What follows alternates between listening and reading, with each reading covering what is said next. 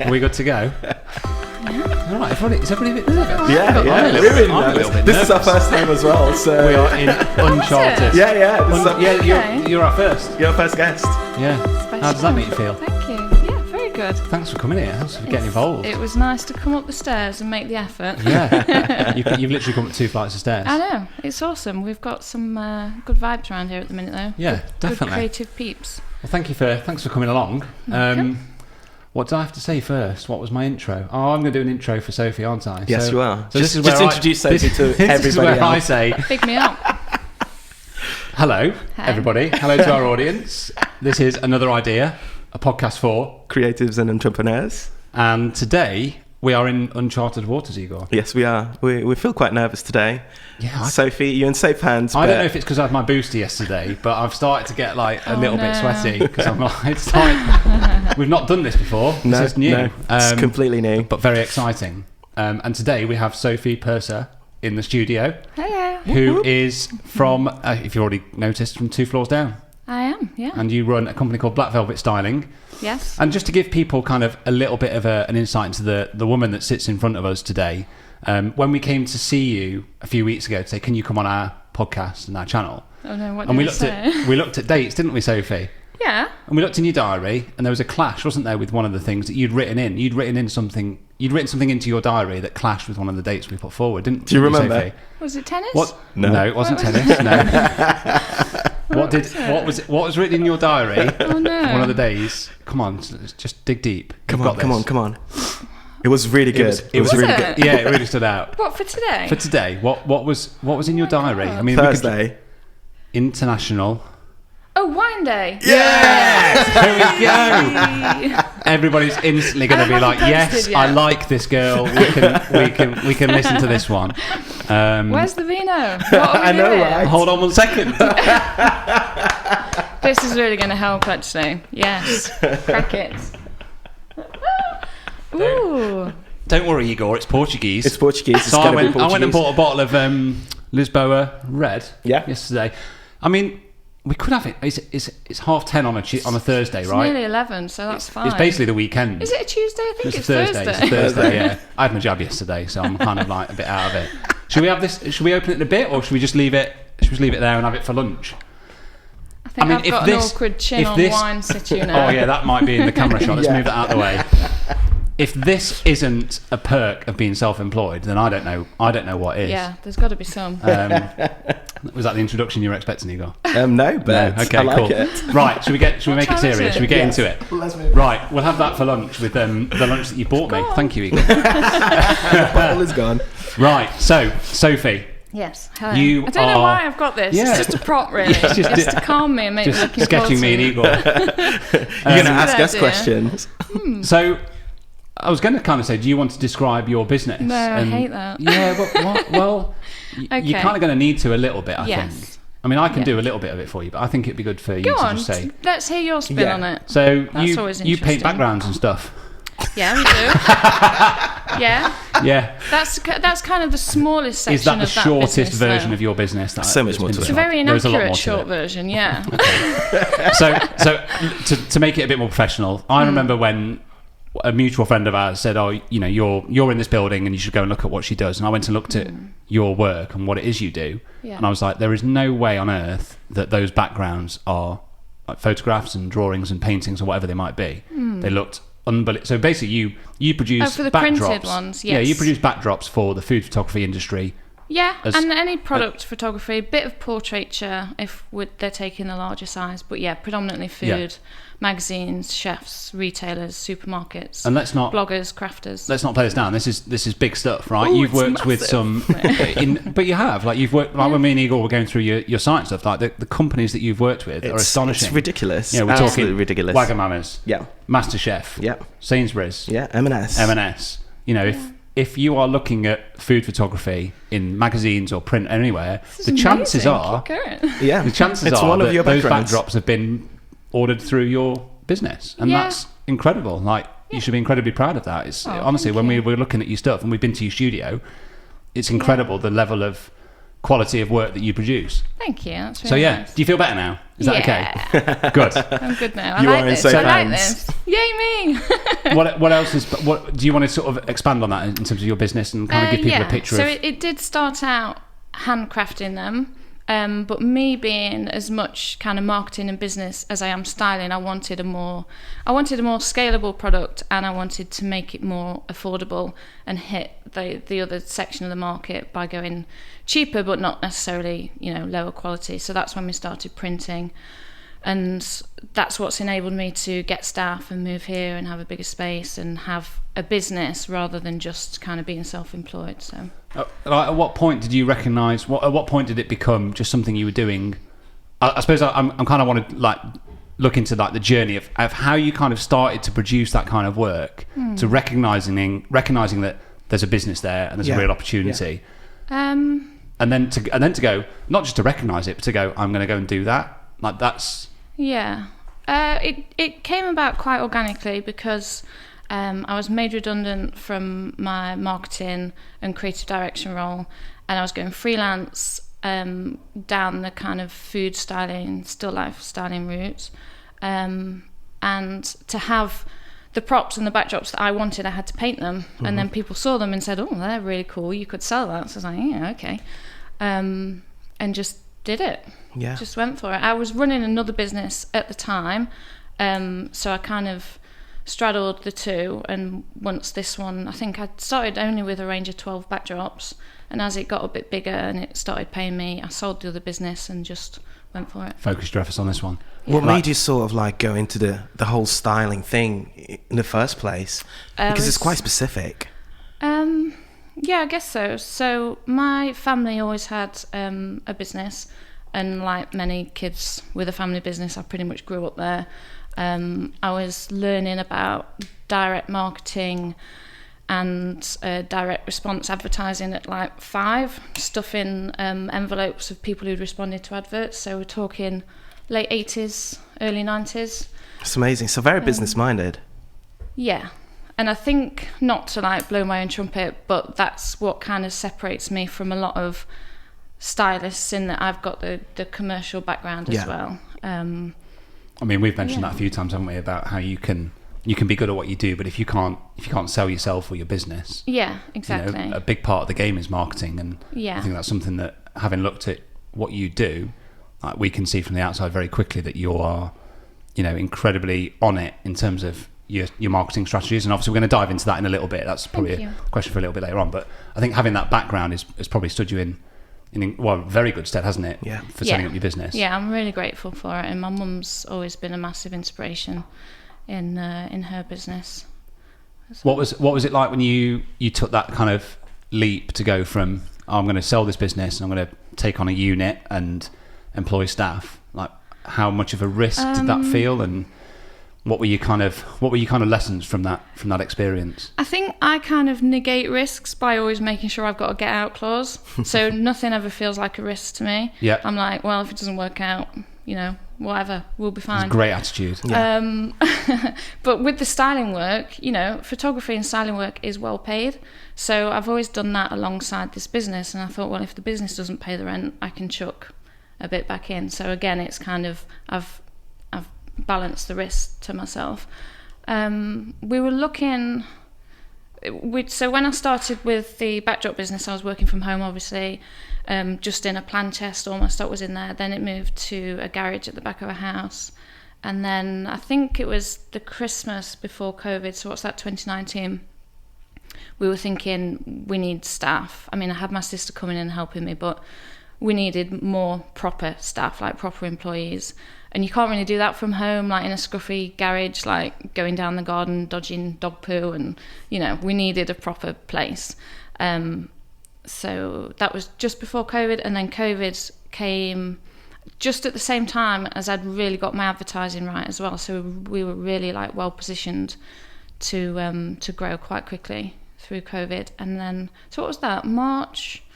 So we had the summer at home, absolutely busting at the seams, trying to find a place, and then we came here in the November of 2020, and it's been awesome, and it's brought us new opportunities like meeting you, working with Macney over the road, it's just it Things just takes you that to that next things level. that you probably couldn't have predicted, like when you moved in here. No, You're just looking for a space, and actually there are other things that come from that you almost can't foresee or predict. Yeah. When you know, and I think the same of me in this studio as well. That the doors kind of get opened that you can't plan or foresee, and you just have to decide whether you're going to pursue it or not. But it's an amazing kind of branded mugging.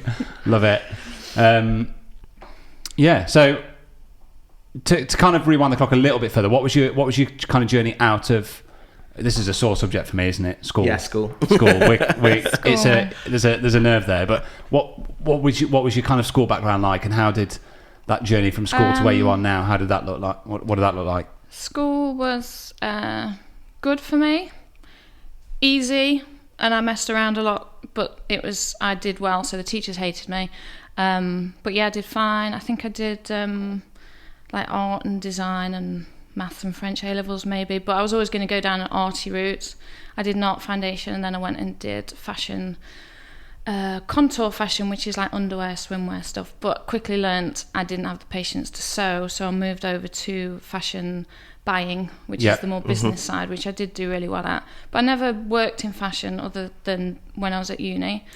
What did I do? I ticked around a bit, to be honest, for about a year. Didn't we all?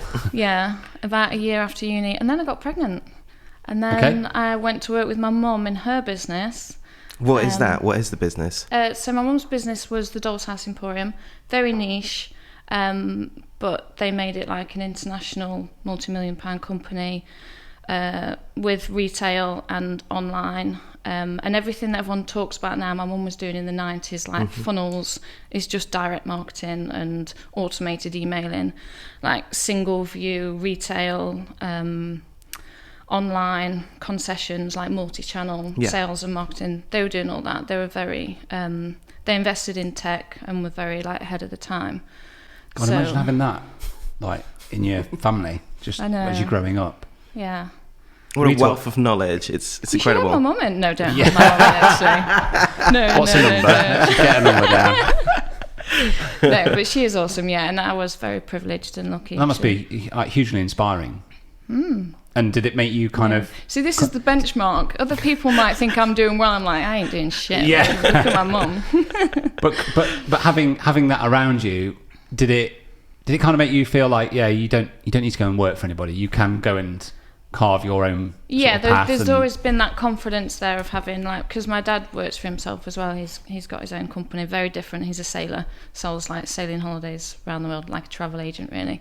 But yeah, they both as a self-employed person, you're adaptable, you're flexible. And I think, I don't know if you felt this, but through COVID, a lot of my self-employed friends were fine, like rolling with the punches. We're locked down, or we're not, whatever. Whereas the employed people were a bit more like, oh shit, like big changes. There's the versatility of self-employed people that I keep swearing, sorry. No, you're allowed to. It's okay. It's all right. You be you. Yeah.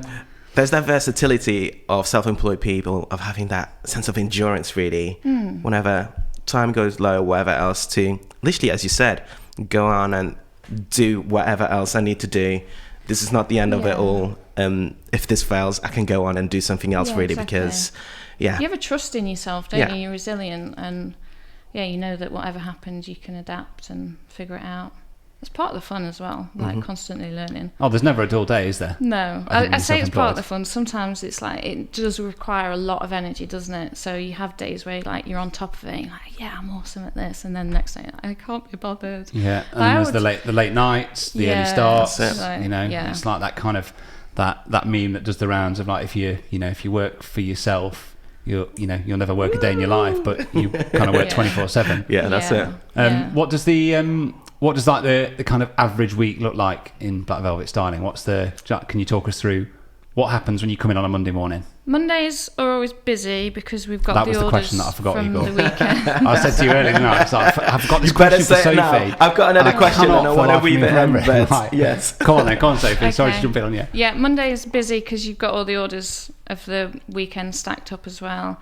So I'm generally, unless I'm booked to style or shoot for someone, I'll be in the studio all day on a Monday. Yeah, because as well as the orders being backed up, people are generally, I think, more productive on Mondays and Tuesdays. We get most of our orders Mondays and Tuesdays, most of our emails. So we have got a customer service lady, but anything she can't answer, I've got to then go in and reply to on the emails. Ordering custom backdrops, and generally doing business admin, seeing if any stock needs up ordering, getting just like the kind of shitty to do. It's the messy day of the week. Yeah, but that sets us up for the rest of the week, so everything's ordered. We've done a lot of what we need to do. Tuesday is a bit calmer, but still quite busy. On Monday morning, I start with tennis. I thought you were going to say wine. Only on wine day. Tuesday's similar. And then kind of as the week rolls on, we get into more. Can we just go back stuff. to the tennis thing? Can we just go back to that? Can we just go back to that quickly? So you start on Monday morning with tennis.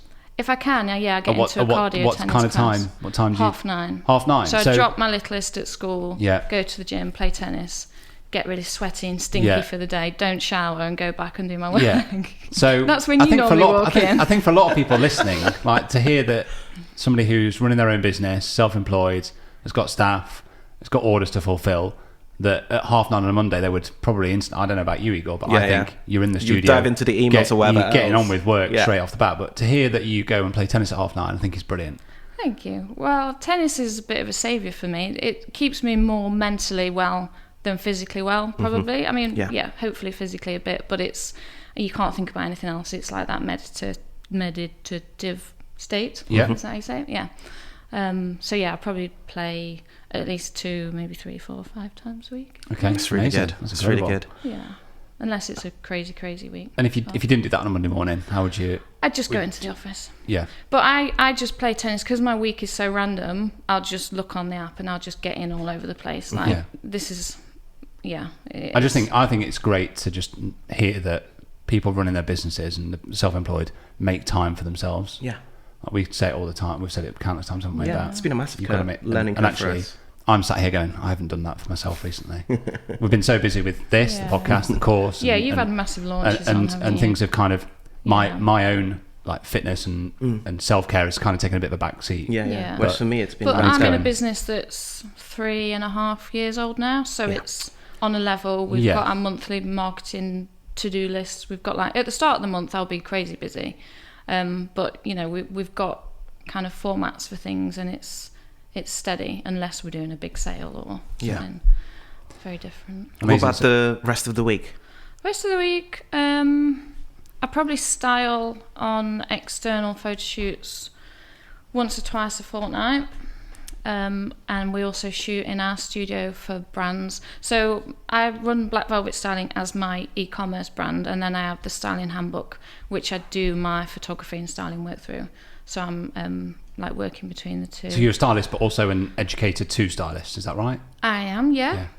I need to do this, but I've got online courses ready to go almost. We do workshops, and I do one-to-one training with people for content creation for food and lifestyle brands, cafes. You are doing it. Yeah, it's amazing. That's really, really good.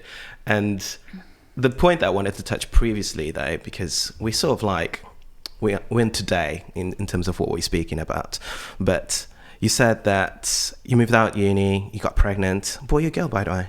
Girl, and then a boy, and then girl. Ah, amazing. So 3. Didn't learn first time. And you get to play tennis 5 times a week. We've got 2 parents. Amazing. Incredible. Yeah, love it. 2 teenagers now. Yeah.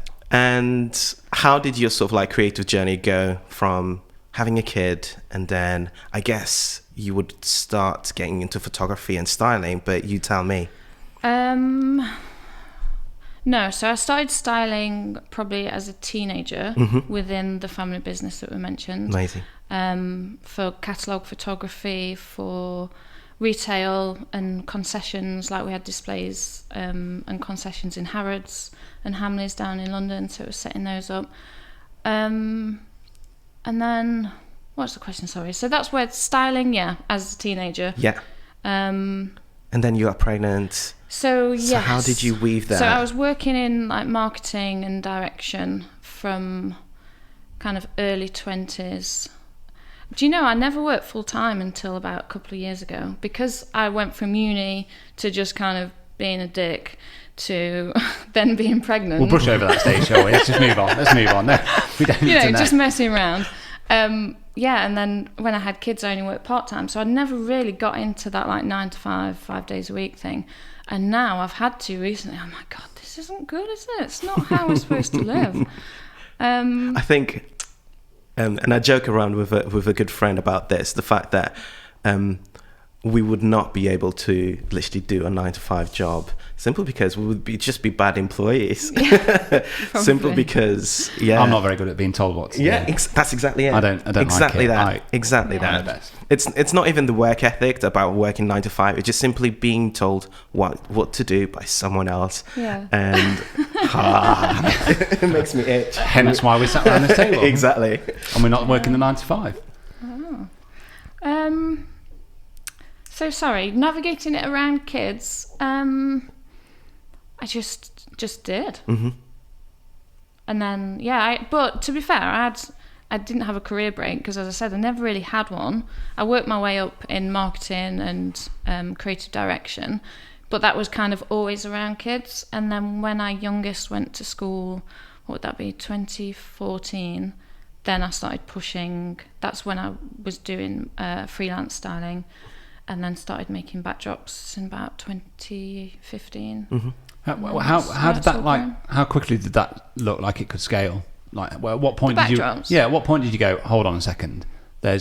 I'm doing something here, and people are starting to show interest. Like, you obviously had to had to recognise. Because I'm full of it, switched and I'm on marketing. Business. Yeah. So yeah, as soon as someone said, "Oh, there's a business there, people are buying them," I was like, "Right, I'm on it. Let's do it." It's just amazing to hear that you've kind of like just recognised that and just gone for it so quickly. Just go and get it. I think When when so many people hang on an idea for so long, like just to hear somebody go, "Oh no, I saw it, I went for it," and now you've been running it 3.5 years, and it does good business. It does, yeah, and it's takes care of itself, and we can go on holiday, and we're still, making money and got a business, so. It's the dream. Where did we get to in the week? By the way, we've kind of gone off on a bit of it. The week kind of fizzles out. There's more tennis and wine as the week goes on. Mondays I'm on it. Is there tennis with wine? Priorities. Does wine tennis exist? Probably, yeah. Yeah. Oh, that's really good. Have you struggled in business at any point? Because I'm kind of getting this picture of somebody that's been very successful at everything you kind of put your hand to, but have there been times when you've felt out your depth or struggled or not felt as... No, I wasted a lot of money on advertising last year testing something that I wasn't sure if it was going to work. I had a hunch it wouldn't work, but I didn't want to be an arsehole and think I knew everything, so I tested it and it didn't work. So maybe I should have trusted myself. Yeah, trust your gut. But sometimes how much did you test, and how much did you lose on that? Oh well, every month we probably spend about $5,000 on advertising. Wow. And I spent about 80% of that budget for about 3 months on this. Yeah, stupid. Wow. And at the same time, I was targeting the wrong kind of people. I wasn't building my mailing list with quality leads. Yeah, it was a bit stupid in hindsight, but we're a young business. Aren't mailing lists like very 2006? No. This is where we go. This is where we go. He's biting you. Yeah. Okay, you don't like mailing lists? No. We're just like goading you a little bit. Okay. No, they're awesome. They are. I try. How come? Just like to people listening that are like, I haven't got a mailing list. Well, what is a mailing list? Why should they? Why should a business have a mailing list? How does it work for you guys? Oh, it works brilliantly. So our mailing list is at about 15,000 now, which isn't massive, but it's a good chunk of people. The open rate is about 25%, which again is pretty good. But we have to make sure that we're doing quality-led, like value content through our website, which gets pushed to the emails and social, obviously. Email, did you not have... Instagram went down? like 6 months or a year ago, did it? Yeah. And everyone Yeah, panicked. yeah. Well, if you had an email list, like use that instead. I mean, let's not play that down. 15,000 people on a mailing list is Exactly. astonishing, isn't it? Yeah. That's a great It's more than achievement. our followers. Yeah. How do we tap into that? And Well, yeah. and the fact that you've got direct access to that, to them, to Yeah, and if to you're on a those people. decent email service provider, you can see how many clicks, how many sales you got Yeah. through it. And, you know, if I do an email, which I do at least twice a week, you're going to bump your sales.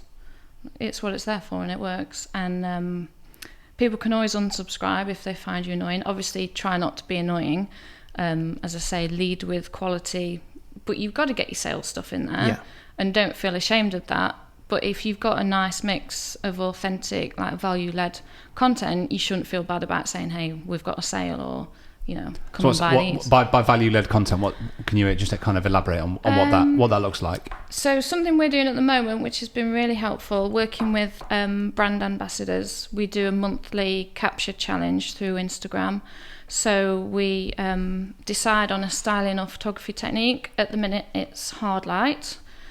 And we write a blog about it. We give examples. We give photography, styling, and editing tips. Obviously, it weaves through with links back to the backdrops that we've taken example pictures on. So it's working for SEO and Google and a bit of product sales, but more it's offering people interesting and helpful information around our industry. So we do that monthly, which means we've got a monthly blog, a month, probably twice monthly email, once to introduce and then to remind, and then again, to announce the winners. So you're really involving your audience. Yeah. You're involving them in the company. Yeah. Yeah, well, yeah, the food photography like community is really nice, really inclusive. Lots of people just sharing advice and wanting each other to do well. Yeah. It's good, and obviously it's very Instagrammable, so it's a dream really. One thing that we've noticed about you is that your social media presence is really strong, and we love that. And it's very evident that you've got a clear visual language at the same time. Something that you touched upon beforehand was very much working with other brand ambassadors. How have you found and weaved that through in this day and age of social media, really? Because there's so many pitfalls and so many ways that people can very much not, how can I say it?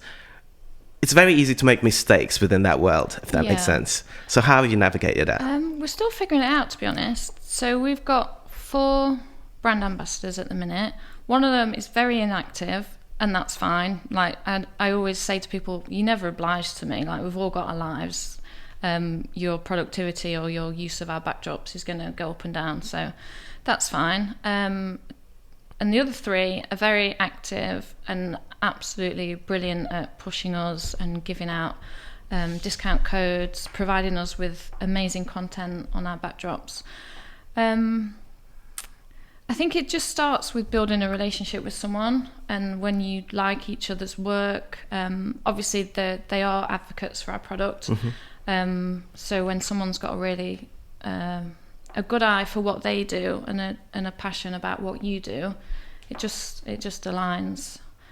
And as I said, they help me produce quality, like value-led content for my audience as well, which is really valuable and something that isn't very quantifiable.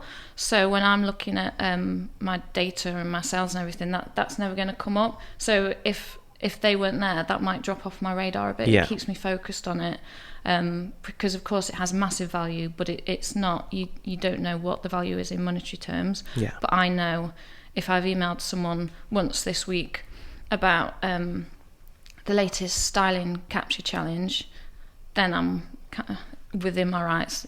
I balance it out in my own head, you know what I mean? There's authentic and there's value, and then there's got to be the sales because we are the business. And I know that therefore they're not going to mind that I'm going to tell them, oh, these backdrops have been discontinued, come and get them for a third off. Yeah. So it's... No, that's really good, because especially in the world that we live today, especially within our industry, Sam, where Instagram is a glorified thing put in the pedestal. It's just nice and refreshing to hear that actually your email list can actually do a lot more for you than you actually think. Yeah, your website massively. So if you are a creative today that is just literally starting out and you've got something to sell, how would you even start with the mailing list? What would be sort of like the pillars that you would put or advise someone to really implement in order to grow their mailing list? Well, obvious ones, make sure there's a call to action as soon as people arrive on your website. And don't call it like sign up or subscribe. Call it like register for. That would be us. Yeah, register's good. I'm taking that one. Let me just make a note. Get on Hold the VIP list. Make it sound a bit more like not so spammy. Yeah. And if you really want to push it, start with a free little guide. Like your wedding, you might have like a mini guide, 3 things not to do, summer 2022 weddings or something. Just a little tidbit that gets them to register, and then they've got that. And obviously you're selling yourself in that guide as well, aren't you? So it's not just that it's free for them, you're getting to have a longer conversation with them as well. What else? Give people an incentive for signing up, so a little discount on their first order. It depends what you're selling. I think mailing lists for our specific industries in wedding photography, I think it's very unusual to see a wedding photographer offering or having a mailing list sign up. Yeah. But I think if you're product based in any kind of way, hopefully your customers are one-time customers. Yes. Yeah. I think that's the key. That's the key difference, isn't it? But then for your training side, they're hopefully going to buy a little bit of something and then buy more later on. Yeah, and setting up automated welcome sequences and automated sequences after they've made a purchase, because there's going to be a hot period, which is obviously different industry to industry. Are they going to buy again within a month or 2 months, and can you increase your chances there? Yeah, and that's really good. There's loads to learn there. I love how Sophie's just so kind of sales focused. I don't mean that in any kind of effect. I think it's your business is obviously thriving and has done very well for 3.5 years exactly because of this approach to not like taking the sales and the marketing side of your business incredibly seriously. Like without any of that, you wouldn't be close to. That was all part of the choice I made to print as well, because it's scalable and it takes my time away from. Like I still paint backdrops for people probably a day and a half. Well, that was one of the first things you asked me when I came in the studio was, can I use your big space to paint a 6x3 meter backdrop? Yeah. We have another space. Just moved in. Yeah, I know. And as I've got to know Sam, I've noticed he's quite anal actually, and he would really hate me if I came up here covered in paint. Quite particular. There's an aesthetic here. Okay, definitely. I had a question then. Oh, that was it. So how much of your week is geared towards like those marketing tasks 90%. Versus the 90%? Because that's why I've built this business as it is, to put myself in that, working on the business, working on the marketing. And actually, I can't tell you too much, but we're changing the form. Oh shit, I've got a meeting with our accountant. Oh, it's not yet, it's fine. I love that. I love it. It's in a bit. We're changing the structure of our business. We all have those moments, don't we? So that we can help. Does your accountant have wine for you, though? I told him we should meet at the Cotton Works, but it's actually on Zoom, so it's fine. I may have wine. What were we saying? Changing the structure of the business slightly because because I work with other brands, styling and marketing now as well, we always go quite deep in the strategy and the business, because as you've just discovered, it's in my blood. And we've got other people wanting us to actually fulfill their products, and some of them set them up on Shopify as well. So doing e-commerce and fulfillment. So what you may find downstairs is that we've got a different production site for painting now, which we're just setting up at the moment, and we'll have different racking of other people's brands that we're sending out for them. So we're kind of leveraging what we've established through Black Velvet Styling, which is the e-commerce, customer service, fulfillment, logistics, and offering that Yeah. Love it. As a It wider never ends, service. does it? No, it doesn't. It just doesn't. doesn't And I was thinking, what sort of scale is this like? What sort of scale are you thinking? Because we could come up with another idea, tees and hoodies and whatever else. But what sort of scales are we talking about? That it wouldn't be sort of like the scale of Little Us, let's say. No, it might be. So I've been looking at pricing it, and you have to pay like basically storage for the stock on the unit, and then obviously you pay per parcel or per item packed. I'm not sure which it will be. So there would just be probably a minimum fee per month rather than a minimum orders shipped. So it might be something like £200 a month minimum for That's having, really good. you know, a metre Yeah, wide. that's amazing. Yeah. That's And really like I forgot to ask this at the start, actually. Like, how far afield do your backdrops go? Oh, Like, everywhere. Yeah, Yeah. Australia, Peru, love it. Literally everywhere. Tokyo. Incredible. Everywhere. Yeah. But I think that's we don't focus on overseas at the minute since Brexit because they have Makes it yes, shipping a lot different and customs. yeah, Customs. bit of a nightmare. It's settling down again now, but we do advertise in a few overseas countries, but not like we used to. It's I think that one word that got mentioned is key though, isn't it? With this kind of business, is like the scalability of it and being able to recognise that, you know, your time isn't infinite, and that if you have something that you can grow and scale, just in this kind of like, you've got to go after it, haven't you? Because you get more tennis time back, exactly. and that's it, right? And holidays, yeah. What would you consider one of your biggest achievements? Moving here felt amazing. Like I did loads of videos, just me dancing around the studio for about a month, I think. I think I might have done that as well. Pretty sure. Yeah, I'm pretty sure you did. It feels good, Yeah, doesn't it's it, great, getting isn't out of it? home? And It's- it makes you feel like a proper business as well. It was majorly exciting, but also it is hugely terrifying. There's still that little bit. Well, it was little bits for me where I was like, I've got rent, Yeah. and I don't know what the electricity bill's going to be yet, and Oh yeah. you know we have to pay Amy, that. turn the heaters You know, off. yeah. Turn the heaters off, Amy. Amy, just get a bigger coat. Bring a duvet. Yeah. I took the conversation off track there. No, What no, were no, we no, on no. about? Biggest achievement and Yeah. the studio Oh, being That was really. it. That was your question. Sorry. Yeah, probably. Yeah, and it's always nice when we get orders from like really big brand names, because essentially printed backdrops are kind of the underdogs to the handcrafted stuff. So to still get used by like Jamie Oliver and BBC Good Food Magazine and David Loftus and Sainsbury's We're and on a roll here. Argos, and you know it feels like we're doing well, and we offered like a sustainable option as well, which I don't think any other backdrop company does. They're all vinyl, whereas we do papers. In every design you've like got the option paper or vinyl. That's something I'm proud of. Yeah, I don't know about other big achievements. No, that's great. That's a really, You seem really to good just one. take it all in your stride though. Like you seem to be like I'll just do that. Yeah, I've done that, done it. And Yeah, I've fancied a couple of duvet days recently, but obviously you can't, can you? I think I'm just tired. It does like take its toll. You due a sometimes. holiday? I am, Due a and we're holiday? going this weekend. Can't Amazing. wait. Brilliant. What's the future look like for Black Velvet Styling? Like, where do you have like? I know you've touched on a few kind of small plans that are in the sort of pipeline at the moment. Like, where do you kind of see business in the next sort of 4, 5, 6 years?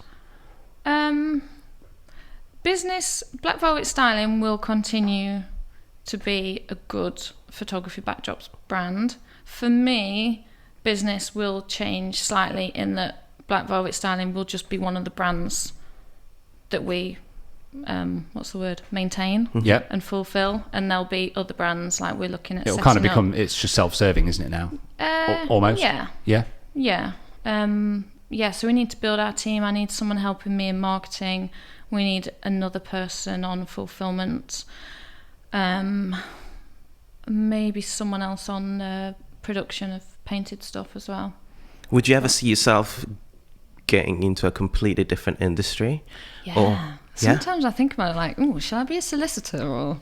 I don't know. Do you not like... Because I've done it forever as well. That's it. I'm like, I could learn something new. What shall I be? But I never do. Because it is really good fun, and it's a nice industry, and it's well paid. I think there must be loads of people who want to get into this, like food styling in particular. Yeah. Like for anybody that does want to get into food styling, what would you kind of say would be a start point, or what do they kind of need? Do it. Do it. Just like offer to go and help someone else. Do a test shoot with a photographer. Say, do you want to shoot something with me? And just start doing it at home, because you can do a lot with a phone. You don't need to be on a camera. If it's about the food and presenting it well, a backdrop, a nicely presented dish, and a phone camera used properly, with your lights turned off and by window and all those kind of things, you can really show what you can do. I mean, I've done a few food shoots in my time, and I think the styling aspect is often a part that wow. But even there is such a skill in that it really is task. Really, I've is. gone to shoots and they've gone, oh, you can just style it, can't you? I'm like, there's no budget for that. You do realise that there are professional stylists for a very good reason. And the annoying thing is the time restrictions that you get, that sometimes can be just so unrealistic. The fact that you're there to capture the food, done it, literally. Now, yes, I'm here, I'm ready to capture it, now style it, please. And that's and they've got like a mood board for you. Yeah, exactly. Of styled shoots by professionals. 15 different. Like, okay, where do you start? Yeah.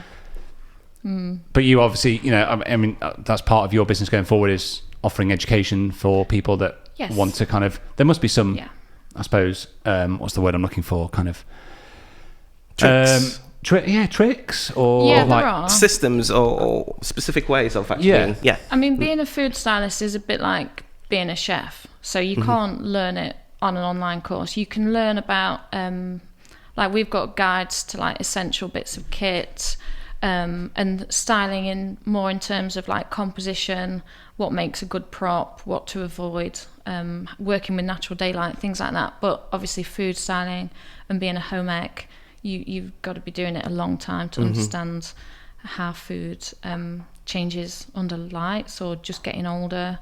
I guess that's where, as well, people's specific styles really, really comes across well when someone has been doing that for a long time, and you look at their work, and you probably scrolling for Instagram, you'd be able to see, oh yes, this is so and so's. Yeah. Can you see that? Do stylists have really clear identities in terms of their work? Some of them do. Or are they incredibly versatile and they kind of work to the creative brief? Yeah, so stylists generally will always be working to a creative brief. So their portfolio is going to be very mixed, isn't it? Okay. Whereas a content creator or a stylist/photographer can then develop their own style, can't they? And then hopefully book work with clients that are aligned with their style, and they're booking them because they want that. So, this is a question that comes up a lot, like in my workshops. Should your Instagram feed be very consistent? And my answer is always like, don't agonize over your feed being perfect, but every shot of yours should be recognizable anyway. So naturally, your feed's going to all tie together. I have an online course coming soon, which is about authentic content sharing, and it's about developing your content mix and focusing on that rather than, you can buy like content plans, like 30 posts ideas and seen those. It's bullshit. Like, who wants to just copy and paste something? So this is about exploring your core values, your key marketing messages, and getting that into a mix, and then giving it a cohesive look and brand style, and then moving forward. So on our Instagram generally follows like the blog and the email and a more holistic marketing strategy. But then because obviously social media is quick and easy, there will be more on there than we'd put on the blog. So it's just dropping in between with, yesterday we did sales. Tomorrow we're going to do the hashtag challenge. So on Wednesday, let's do a detail, and on Thursday let's talk about sustainability, because they're our core values. So it's reminders rather than a format. I think it's always, for me, I find it better to work intuitively. Like, you might be responding to wine day, or you might have something planned in for wine day if that's authentic for your business, or you might just be maybe something's happened in the news or someone's... You got to be versatile. And Yeah, maybe someone's tagged you in an amazing post. So then you want to share that the next day when they've had, all the momentum out of it that they're going to have. You're going to stick it on your feed. So, what was the question? No, it's No, great. it's amazing. I thought of about 5 questions throughout that little window then, and now I've got to a point where I've forgotten all of them. Is it about courses or I don't something? know. Well, I suppose one of them was going to be like, look, I'm just trying to put myself in the position of somebody someone getting started in somebody that's styling. getting started, right? Yeah. They've got a camera, they've got a couple of backdrops, Yeah. they've got some food at home, and they just want to take a few photos and start their own Instagram account. What's the next stage for somebody that wants to kind of break into the industry? Is there a way to go about that, or should it just be about consistently kind of showing up in Instagram on Instagram and I would offer to starting assist to build people. connections? Find people whose work you like and offer to assist them, and keep building your own portfolio and get in touch with, like, there's agencies for stylists, quite a few in Manchester, and say to them, this is what I want to do, this is the portfolio I've got, what else do you think I need? And they'll advise you, because they're going to want you on their books and to earn money off you, so they should help you. But yeah, start doing it, test shooting. Don't expect anyone to pay you until you shoots, as we know, there's a lot of budget and there's people's businesses relying on it, so don't dick about and say you can do stuff that you can't. But just get doing it. And I've noticed in myself, sometimes I'm buying all the books, I'm going to workshops, I'm getting all the kit, but I'm not actually doing it. I think you have to recognise when you're procrastinating, because once you start, it's dead easy and you get in the flow, but you just got to get yourself. We found exactly that with this, didn't we? Yeah. We've talked about it before. Yeah. You can read up on any subject you want, but until you start actually do it, sitting down and going, okay, I want to do this.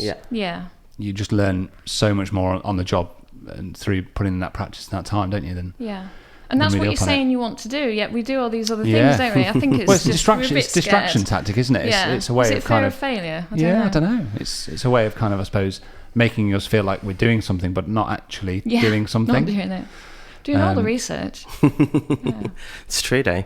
But for someone like us that a bit more further afield, really, and experience within our industry, and we are very much breaking into the education game, any sort of advice, any sort of tips, or what are you doing at the moment in terms of what are you thinking in terms of your online course? How am I going to distribute this? How am I going to? From you, because mine's literally going back to a Word document, because I'm I can't think in videos, and I've tried on Thinkific and I've registered on Samcart, and I know you're on a different learning platform to that, but to me they just kind of overcomplicate it with, is this a questionnaire, is this a quiz, is this is this an exercise? Is this a video? I'm no, I just need to write it all down and give people worksheets. I'm very much read it, make a plan, do it. Okay, yeah. So that's why mine's the styling handbook, because it's written to be a Bible, a user guide, with bits that you fill in and you take it with you, and it is a structure and a format basically for content creation. No, it makes sense. Makes perfect sense. But that's very old-fashioned, isn't it? It is in some ways, but it's structured. You know what you're doing. If it doesn't work, you know that, okay, let's try and navigate into something else. Yeah. But no, I like it. It's very practical as well. But is it old-fashioned, and I'm talking to the wrong age group? Maybe, I don't know. I don't know. I actually think you're on the right path. I think you should almost complement it with some video. I think that's how you should see it. Yeah, I'm wondering though if the video is open to the public on YouTube, little tidbits. Well, yes, and then that possibly pushes back. Well, that's part of the top line of the funnel, isn't it? Of the what? That's of your funnel. That's the top part of your funnel is YouTube, and that's something that I'm certainly exploring at the minute and making plans towards. But it's hard to get to that stage where you're going, okay, I'm going to hit publish on this first video. It's really scary, but you can start working towards it. Yeah, there's a couple of videos of me on YouTube, and one of them I do this on my nose because I'm out in our garage working, and it was so cold, so it's just me sniffing for about an hour. But I do think the handbook idea I think is great. I think people will want to consume that kind of content. But I think being able to give them a little video that just kind of complements it and goes, exactly. hey guys, you know, A bit thanks of for coming here. personality. This is what we're going to work through. Yeah. Yeah. And it just kind of engages them a little Now bit more. I've got the perfect space to do You it. have. You have. I've told you, you know, it's all here for you.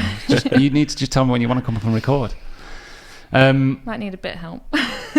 This. You'll be fine. I'm really excited for you. I think the one thing that really stands out for me with you and your business is just the level of detail that you put into like making sales and your numbers and your awareness of marketing and where it goes. Like it would be so easy for somebody just to go, I'm going to print these boards and I'm going to put them online and sell them. That's it.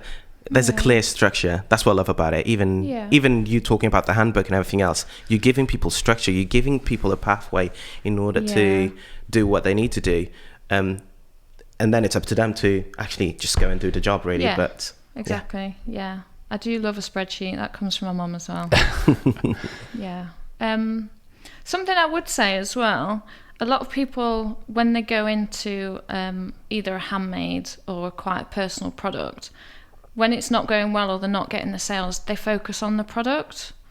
And it's like, your product's probably fine. And as a product designer, we want perfection. But as a product consumer, 80-90% is probably okay. Do you know what I mean? So I always think your time's better spent learning about business and marketing. And if something's a bestseller, it's probably going to be a bestseller for a long time because your market isn't stagnant. Like people are moving through life and developing hobbies and changing their work. It's never constantly. ending. Yeah. It's never ending. One of the marketing books, I can't remember which one I read recently, was like you're preaching to a moving parade.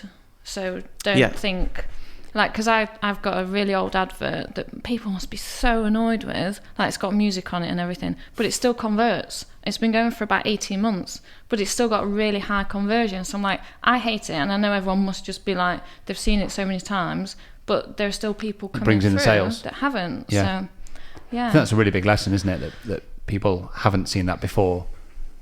I think we could apply that to our industry, you know, in terms of the work we show. I think a lot of photographers don't want to show images that they took 4 or 5 years ago because they're fed up of seeing that image from 4 or 5 years ago. But to a lot of people, that's the first time they've seen it. Yeah. And I think about people that have signed up to the course. I've done workshops and education for 4 or 5 years, but on the last intake, there were still people that had just started. They'd just come into the industry and they want that content. Yeah. And you kind of go, I'm sure everyone's been on my course now, but they haven't.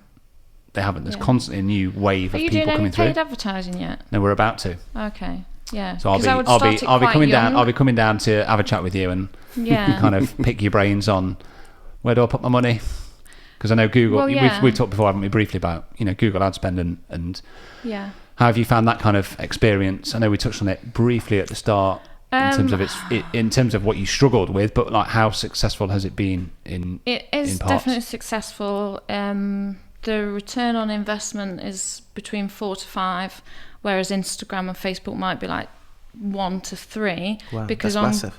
Yeah, because on Google people have typed in something they're searching, whereas on Instagram and Facebook it's more placement. They've shown a slight interest in photography, so let's pop this up. Maybe they've searched online for something else and then it's going to be like a banner ad because of the cookies and keywords. But yeah, Google, bigger return but more expensive.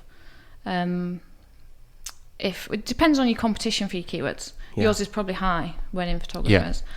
But I would say like play around. So our conversion rate is like maybe 4 in London compared to between 0.5% and 1% the rest of the country. So we weight it towards London now.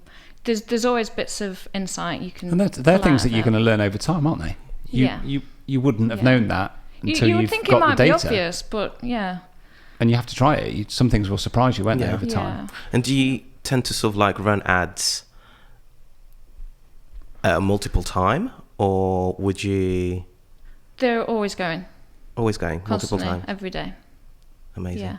Although, and this is something like I was doing work on our Google ads before I came up here. Our Google man who does it, he's like on retainer monthly. Google man. Google man. Can we have your Google man? You can. I do recommend him. Wendy's got him now. I Okay, think. great. he is awesome, and I'm not about to slate him, but he's a Google person. This is a failure on me. And I said to Graham, my partner, last night, make sure I learn even just the basics of every area of my business, because I put Google in his hands, and data-wise and everything is brilliant. But the adverts we're running say things like, great quality backdrops for all your photo shoots or something.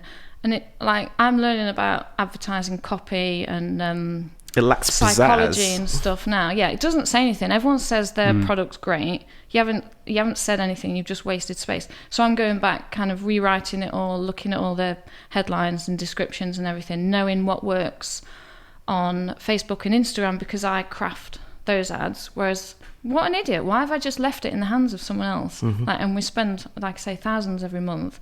But what he does, like his analytics and his how he reports things and keeps up to date with everything, is brilliant, and I would still recommend him.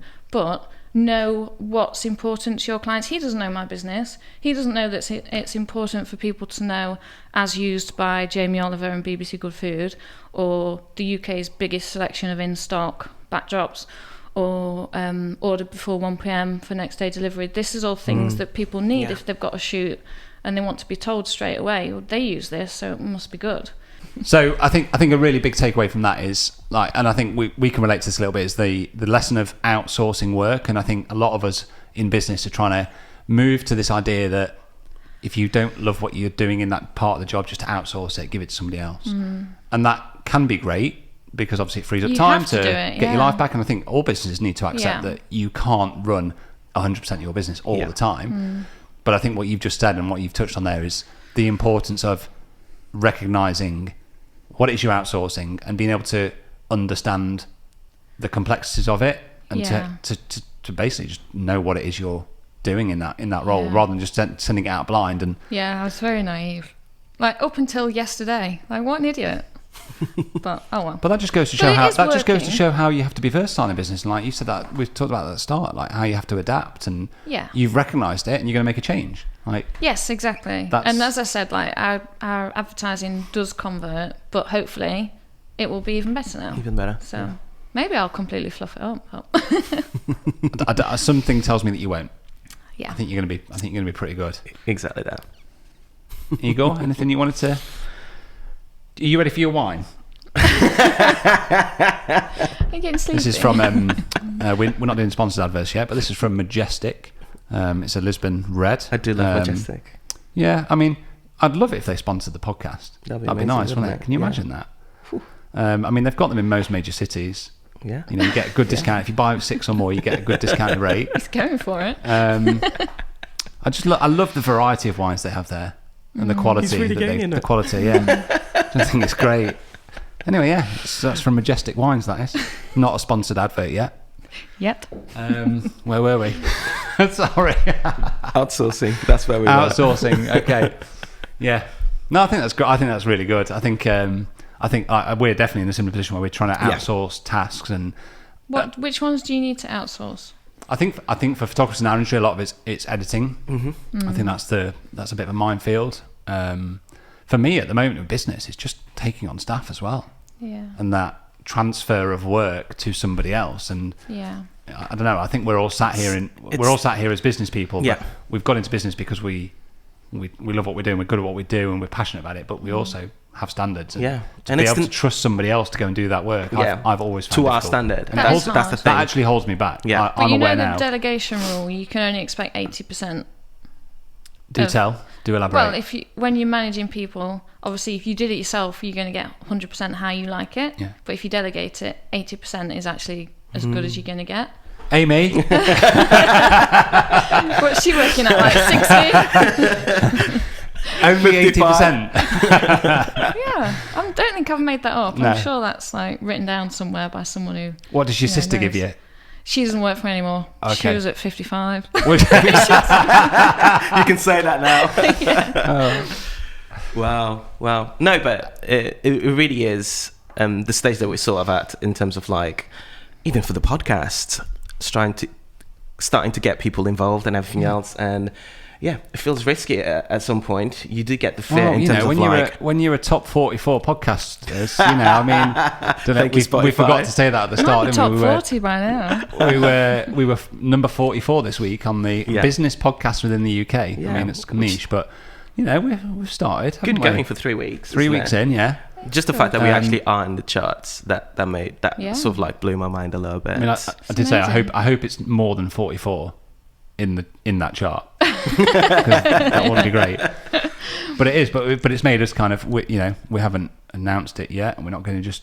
Well, we're on the verge of taking somebody on, aren't we? To manage the other side of the business, like the social and Yeah. booking people in and all the little tasks that.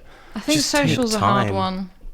It can eat. You can lose a day very quickly, can't you? When you No, I mean, it's a hard one to pass on to someone else, I think. I mean, it depends how changeable and adaptive you need to be in your business, I guess. Yeah. Could you plan a week ahead and just sign it off and say? I mean, for me, there's a couple of points there that are important. First off, is taking somebody on that you trust a little bit, or you can recognise their vision and their ability to produce content. Yeah. And then secondly, is about being able to kind of, I suppose, set boundaries and set style guides and visual brand guidelines, and to be able to kind of give them a work frame to I have work. a course for this. Do you? Oh yeah.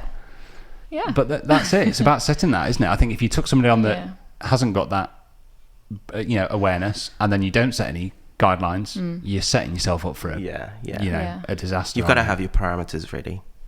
Yeah. So I do that kind of work for other people. Well, within the styling handbook we do, but I still do my own for Black Velvet Styling.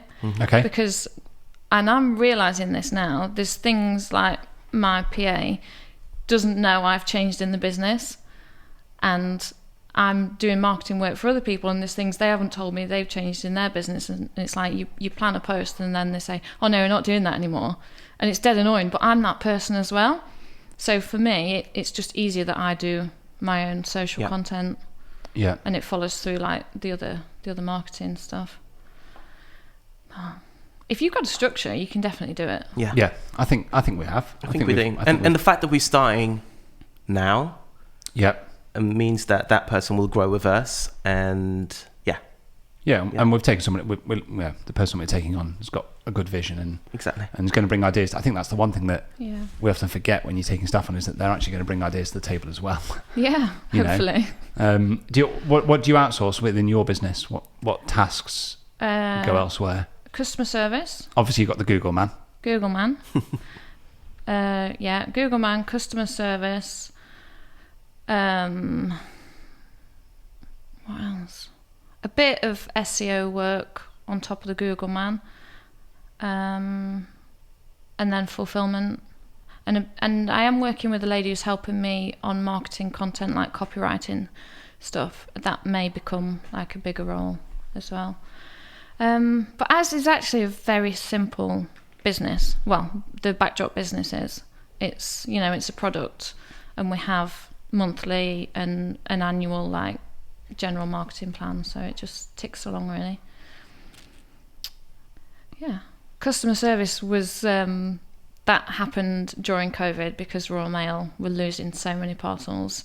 We were just inundated with people asking where their stuff was, so I found a PA. Well, she's a virtual assistant. She's in Edinburgh, and she handles the main inbox customer service, which is amazing. Yeah, that must free up quite a chunk of time to be on the tennis court for. Yeah. but I think that's just it's a menial task, isn't it? It is, but it's important. I know it's important, but it's one of those tasks that she went off on maternity leave, selfish bitch, and helped find someone to cover her role. Yeah. And she was great, but she didn't have the right tone. Right. And she was, to me, almost came across as abrupt. So I had to say, I'm sorry, I'll just do it myself until the other lady was back. I think you have really got to get the tone right, on brand, you know. But that's another thing. My mum used to win all the customer service awards, so I grew up knowing what it looks like the best customer service. So it amazes me that people don't provide just good. It should just be a standard within any kind of business. Yeah. Yeah. And sometimes it's biting your tongue when, sometimes we'll have made a mistake. Sometimes the customer's made a mistake, but the response always has to be, "Oh, I'm so sorry about that. I'll send you a replacement." And, because what do you want at the end of the day? You want people to like your business and say good things about it. So, well, we've all experienced poor customer service, and I think when you get good customer service, you just go, "Oh, that's great, yeah." But when you get bad customer service or poor customer the service, whole world will know about it. You go and tell people. Yeah. Yeah. So if you're really good at it, you turn it into an opportunity to make them love you and be an advocate. Yeah. Rather than having a straightforward sale that's gone okay and kind of being meh. If something goes wrong and then you sort it out really well for them, then they kind of sing. So it's not even about just just serving people just like well and okay. It's about going above and beyond, really. Yeah. Yeah. And sometimes they come back. Yeah, they do. Yeah. They come back and they tell other people. Yeah, hopefully. Word of mouth is still a huge marketing tool for a lot of people. You want people that are buying your, the chances are that the photographers that are buying your backdrops and prints know other photographers that are going to need backdrops and prints. Oh yeah. And they just tell people, don't they? Yeah. Definitely. Is there a marketing strategy that hasn't worked for your business? Completely flopped. Yeah, the one I tried last summer. Yeah. Which was sending out samples, which is not right for the product and doesn't attract. It attracted, I didn't realise this, but there are people who scout the internet for freebies and codes and stuff. Right. So, it just, wasn't right. As I say, I wasted a lot of money on it. Basically, people that don't want to spend money. Yeah. Yeah, and they're never going to buy the product anyway. I was tracking repeat sales from it, and there weren't really any. They just wanted a little freebie. That was my wrists clicking. Any others? I don't think so. I'm sure there'll be more. But Well, that's just the nature of business. Yeah, isn't it? that's it. I just love that you're able to kind of, you're not fearful of trying those things. I know that you've said that didn't work and you sound a bit frustrated with its failure, but you gave it a shot, and it could have been something that had been like, wow, that's changed your business. Yeah. I think the lesson is that sometimes you've got to just give these things a shot, haven't you? Yeah, that's it. Yeah, but I should have spread the risk and not put so much money into it. 80%. Yeah.